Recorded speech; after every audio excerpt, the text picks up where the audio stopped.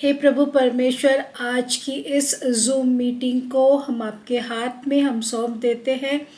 जो वचन आपने अपने लोगों के लिए दिया है, हे प्रभु परमेश्वर, अच्छी तरह सरलता से अभिषेक के साथ हे प्रभु परमेश्वर मैं भी बोल पाऊँ, और जो भी इन वचनों को सुनेंगे हर एक को आशीष कर दीजिए। उनकी आत्मा में आप बात कीजिए, जो सत्य वो जानना चाहते हैं उन सत्यों से उनको आप आशीषित कर दीजिए। इस सभा को आपके हाथ में मैं सौंपती हूँ, यीशु मसीह के नाम से हम पुकारते हैं, आमीन। आई ग्रीट यू ऑल। जितने लोग शामिल हैं, हम लोग 6 लोग हैं। तो आज के सभा में आज जो प्रभु ने हमको वचन दिया है वो लूक 15 से मैंने लिया है। लूक 15 में हमें मालूम है कि प्रभु यीशु मसीह ने हमारे समझने के लिए 3 दृष्टांत, जो इंग्लिश में पैराबल्स बोलते हैं, तो 3 दृष्टांत दिया है। तो एक पहले वाले दृष्टांत ऐसा प्रभु यीशु मसीह कहते हैं कि तुम में से ऐसा कौन लूका का 15th चैप्टर 15 चैप्टर में हम ऐसे देखते हैं कि तुम में से ऐसा कैसा मनुष्य है जिसके पास 100 भेड़ होंगे और उसमें से एक खो जाए तो 99 को खुले चरहागा में छोड़कर कोई खोए हुए को तब तक ढूंढता न रहे जब तक वह उसे नहीं मिल जाती। जब वह उसे पा लेता है तो बड़े आनंद के से कंधे पर उठा लेता है और घर पहुंचने पर वह अपने मित्रों को और पड़ोसियों को इकट्ठा करके कहता है कि मेरे साथ मिलकर आनंद मनाओ, क्योंकि मुझे मेरी खोई हुई भेड़ मिल गई है। और तुमसे कहता हूँ कि इसी प्रकार स्वर्ग में भी उन 99 धर्मियों के अपेक्षा जिन्हें मन फिराने का आवश्यकता नहीं, मन फिराने वाले एक पापी के लिए बढ़कर आनंद मनाया जाएगा। तो ये पहले पोर्शन में हम किसके बारे में देखेंगे?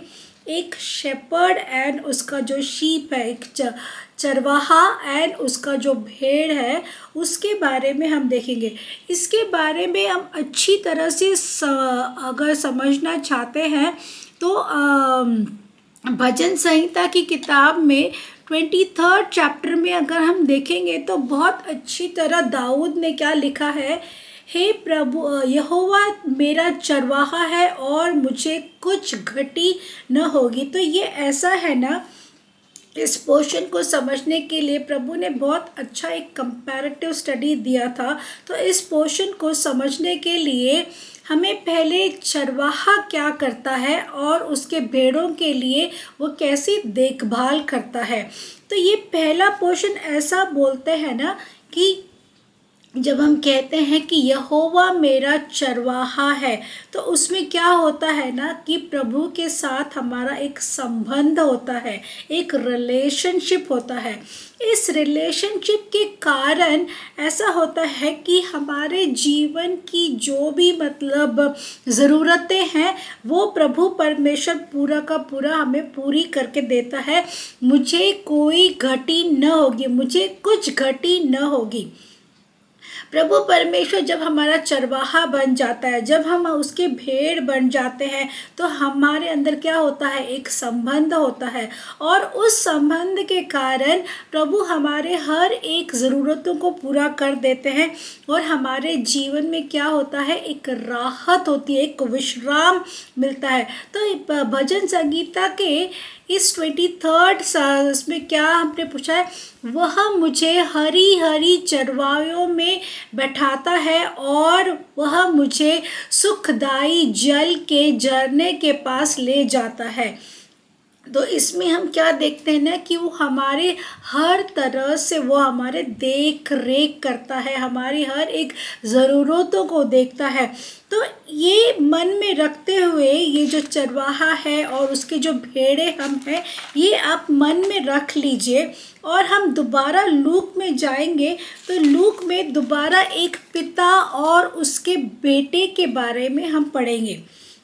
तो दोबारा मैं आपको बोलती हूँ हम कैसे पढ़ रहे हैं कि पहले हम चरवाहे के बारे में, एक चरवाहा है, उसके भेड़े हैं, वो कैसे खोजता है अपने, एक जो भेड़ उसका गुम हो जाता है, लेकिन वो ऐसा नहीं सोचता कि ओके चलो 99 तो हैं, ये एक चला गया तो क्या फ़र्क पड़ता है, ऐसा उस चरवाहे ने नहीं सोचा।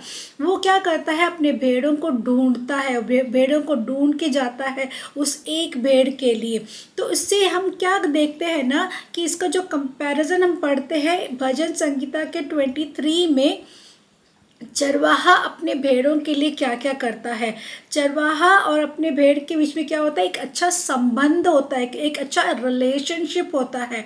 एंड फिर वो क्या करता है, जब इस रिलेशनशिप हमारे अंदर होता है तो हमारे हर एक ज़रूरतों को प्रभु परमेश्वर देख रेख करते हैं और हमें किसी की कोई घटी नहीं होती है। तो ये बेसिक हमारे मन में रखना है। अब हम जाएंगे लूका के 15वें अधिकार में और 11 से 24 तक पढ़ेंगे। तो एक पिताजी हैं, उनके 2 बेटे हैं, हमने कई बार ये पोर्शन पढ़ा हुआ। तो 13वें वचन में हम क्या देखते हैं, बहुत दिन के न बीते कि छोटा पुत्र सब कुछ एकत्रित करके दूर देश की यात्रा पर चल पड़ा, जहां उसने अपने संपत्ति को कुकर्म में उड़ा दिया। तो इस छोटे बेटे ने क्या किया, अपने पिताजी के पास जाके ये कहता है कि पिताजी जो भी पोर्शन, जो भी संपत्ति मुझको मिलनी है, जो मेरा शेयर है, वो आप मुझको दे दीजिए। तो पिताजी ने भी उनको दे दिया। पिताजी ने कुछ रोका टोका नहीं, जो भी देना था वो दे दिया उन्होंने। तो ये बेटे ने क्या किया, अपना जो भी संपत्ति है उसने इकट्ठा किया और ये क्या करता है, दूर देश को चला जाता है। तो यहाँ पे हम क्या देखते हैं, जो संबंध था उनका तो वो तोड़ के चला जाता है। पिताजी के पास जो बेटे का संबंध था, जो रिलेशनशिप था, ये तोड़ के ये बेटा क्या करता है, दूर देश को चला जाता है। आगे जाने के बाद क्या होता है, 14वें वचन में हम क्या पढ़ते हैं, जब वह सब कुछ उड़ा चुका तब उस देश में भयंकर अकाल पड़ा और वह दरिद्र हो गया। इंग्लिश में बहुत अच्छा लिखा है, and he began to be in want, ऐसा लिखा हुआ है 14th वर्स में। But when he had spent all and there arose severe famine in that land and he began to be in want. तो आप थोड़ा याद कीजिए, हमने 23rd साम में क्या पढ़ा था, उसको कोई घटी न होगी, लेकिन अभी यहाँ पे इसको क्या हो रहा है, घटी हो रहा है। क्यों उसको घटी हो रहा है, बिकॉज वो अपने संबंध को तोड़ के दूर जा रहा है। जब भी हम प्रभु परमेश्वर से अपने संबंध को तोड़ के हम जब दूर जाते हैं, तब हमें जीवन में इस घटनाओं का, इस मुसीबतों का सामना करना पड़ता है। फिर उसके बाद क्या होता है कि वो मतलब सोचता है, तब वह जाकर उस देश के एक नागरिक में के यहाँ अपने काम में लग गया और उसने उस खेत के सुअर चरने भेजा। उसने बड़े उत्कर्ष हुई कि वह उन फलियों को जो सुअर खा रहे थे अपने पेट भरने लगा, और उसने कोई कुछ नहीं देता था। परंतु जब वह होश में आया तो उसने कहा, मेरे पिता के कितने ही मजदूर को पेट में भोजन मिलता है, परंतु मैं यहाँ भूखा मर रहा हूँ। जो पॉइंट हमें नोट करना है ये है कि जब वो होश में आया, when he came back to his senses, ऐसा लिखा है। तो ऐसा होता है कि जब हमारे जीवन में घटनाएं आती हैं, तब हमें प्रभु परमेश्वर हमारा जो सोच विचार है उसको बिल्कुल तेज करते हैं। यही हुआ इस छोटे बेटे के साथ। तब उसका, जब यहाँ पे क्या लिखा है, जब वो होश में आया, when he came back to his senses, वो बोलता है कि मेरे घर में जो नौकर चाकर है उनको भी भरपूर पेट खाना मिलता था, लेकिन मैं यहाँ पे क्या कर रहा हूँ, मैं यहाँ पे भूखे पड़ा हूँ। And he decided to go back to his house, फिर वो दोबारा अपने पिताजी के पास जाने के लिए वो प्रयत्न करता है, अपने पिताजी के पास जाता है। जब वो पिताजी के पास जाता है तो पिताजी उसको मतलब डांटते फटकारते नहीं है, पिताजी उसको माफ़ कर देते हैं, दोबारा उसको एक्सेप्ट कर लेते हैं, दोबारा अपनी फैमिली में उसको ले लेते हैं, उसको गले लगाते हैं, उसको चूमते हैं, उसको जो अच्छे अच्छे कपड़े देने थे वो देते हैं, उसको अंगूठी पहनाते हैं, उसको चप्पल देते हैं, सब कुछ बिल्कुल उसके जीवन को बिल्कुल संवार देते हैं।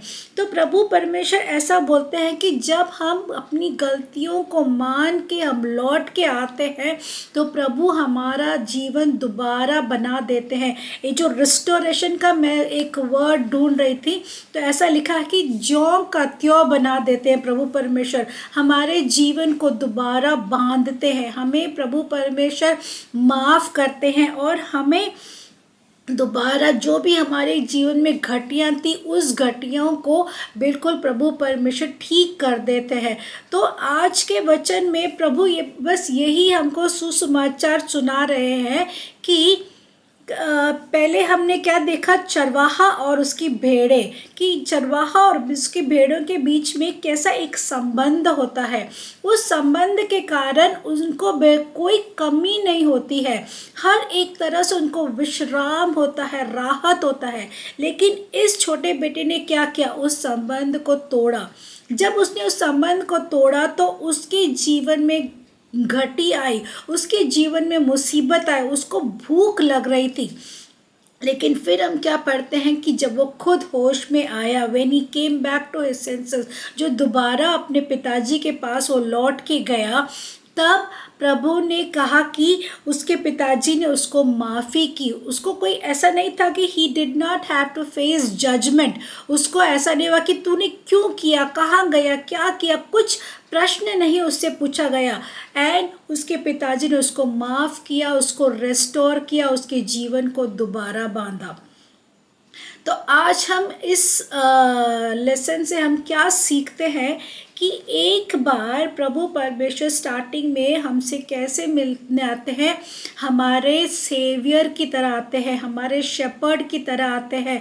हम तब इनोसेंट होते हैं, हम ज़्यादा कुछ जानते नहीं है जीवन के बारे में, तब प्रभु परमेश्वर हमें ढूंढते आते हैं, हमारे जो इनोसेंट स्टेज को वो एक्सेप्ट करते हैं। लेकिन एक टाइम पे ऐसा होता है कि हमको एक फ्री विल डिसीजन होता है, हम अपने डिसीजंस को ले पाते हैं। जब हम डिसीजंस ले पाते हैं, जब हमारा फ्री विल ऑफरिंग होता है, तो उस टाइम पे प्रभु परमेश्वर कैसे हमारे लिए वेट करते हैं, एक जज की तरह, एक न्यायाधीश की तरह वेट करते हैं। और जब हम अपनी गलतियों को स्वीकार करके हम दोबारा उनके पास जाते हैं, तब हमें माफ़ी मिलती है, हमारे जीवन को उद्धार मिलता है, हमारे हर एक घटियों को प्रभु परमेश्वर क्षमा करके हमें दोबारा नया जीवन देते हैं। तो प्रभु इस पोर्शन से हमारे लिए बस यही मैसेज दिया है कि हम हमेशा जो भी जीवन की कठिनाइयाँ हैं, जो भी जीवन की मुसीबतें, उनको जब हम समझ जाते हैं, जब दोबारा हम अपने प्रभु परमेश्वर के पास लौटते हैं, हमारे प्रभु परमेश्वर दोबारा हमारे जीवन को बांधने की सामर्थ रखते हैं। हमारे प्रभु परमेश्वर हमें हर एक मुसीबतों से छुटकारा देने की सामर्थ्य रखते हैं। इसीलिए इस छोटे बेटे की तरह हम भी ऐसे ही बोलेंगे कि I will arise and I will go to my father and say to him, Father, I have sinned against you, I have sinned against my Father in heaven. मैंने स्वर्ग के विरोध में, मैंने तेरे विरोध में मैंने गलती की है प्रभु परमेश्वर, मुझे क्षमा कर दीजिए। ऐसे इस छोटे बेटे ने कैसे दोबारा अपने पिताजी के पास ये लौट गया, इसी तरह प्रभु परमेश्वर आज हम सब लोगों को क्या बोल रहे हैं कि लौट आ, तू प्रभु परमेश्वर के पास लौट आ। जो तेरे जीवन में जो कमियां हैं, जो तूने गलतियां की हैं, उस सब गलतियों से तू प्रभु परमेश्वर के पास लौट आ। उसके पास उद्धार है, वो हमारे जीवन को दोबारा खड़ा करने की सामर्थ रखता है। सो इन वचनों के साथ अभी हम प्रार्थना करते हैं।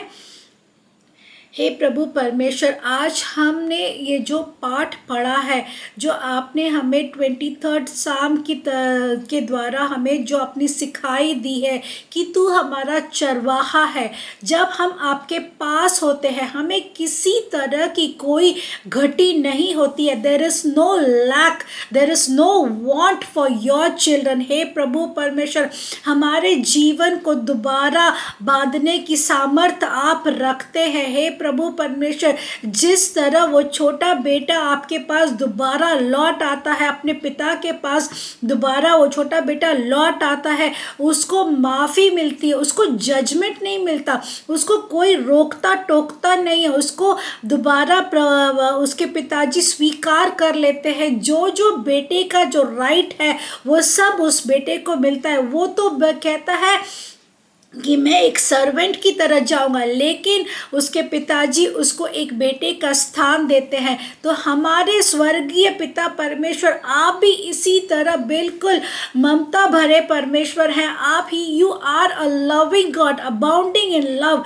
हे प्रभु परमेश्वर, आज हम सब के सब आपके चरणों में हम लौट जाते हैं। हमारी गलतियों को आप क्षमा कर दीजिए, हमारे जीवन को आप उद्धार कर दीजिए। हमारे को जो जो कमियां हैं, हर एक कमी को हम आपके हाथ में निछाड़ करके दे देते हैं। हे प्रभु परमेश्वर, बिल्कुल हमारे जीवन को आप प्रकाशित कर दीजिए। यीशु मसीह के नाम से हम पुकारते हैं, आमीन।